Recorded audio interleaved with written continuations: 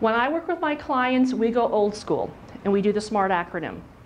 Because I want expectations and deliverables to be clear. I want the management team to all be in alignment. I don't want there to be confusion in interpretation.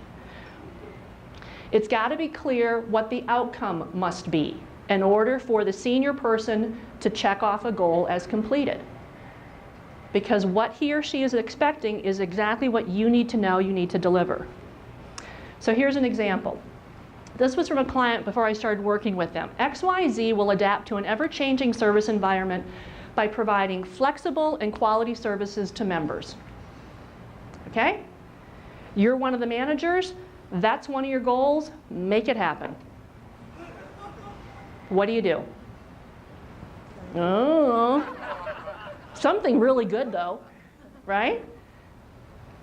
So all this is doing, and this is where I want you to pipe up when you see something like this, this is setting the management team up to interpret, which is going to cause conflict, which is going to cause turf wars, which is going to cause morale issues, which you're going to have to deal with.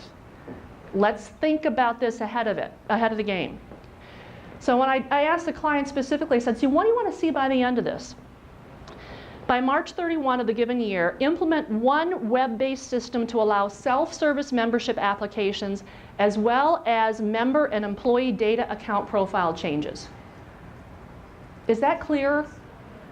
Yeah. So you don't even know you don't even have to be the expert in how to make that happen, but you know the type of people you've got to start pulling together to make that happen. Okay?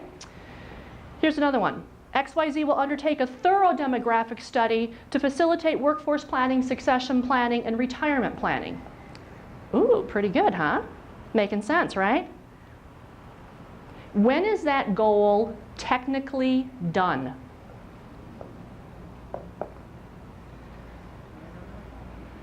What's the third word?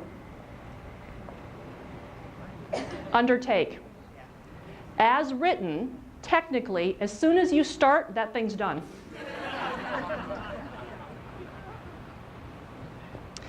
By September 30th of a given year, develop a forecast of employee retirements and career development needs to enable staffing and training curriculum planning.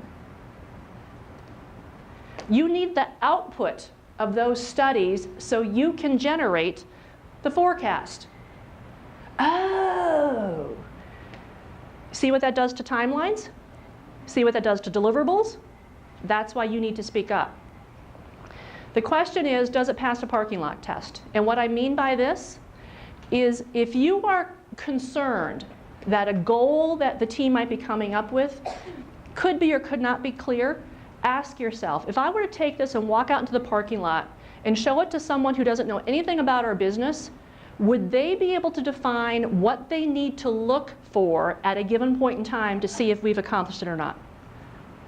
If they go, I have no idea what this is and what I would even ask for, it's too fluffy.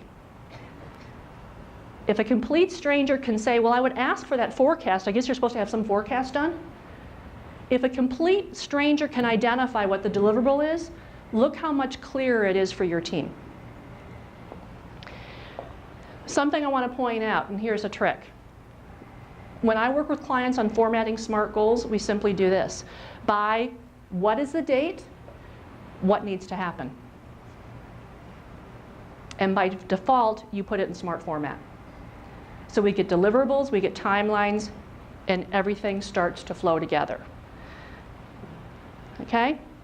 Now, how that helps you is if the end result is very clear, you start seeing what major strategic initiatives the organization wants to lay out over the next 2, 3, 4, 5 years.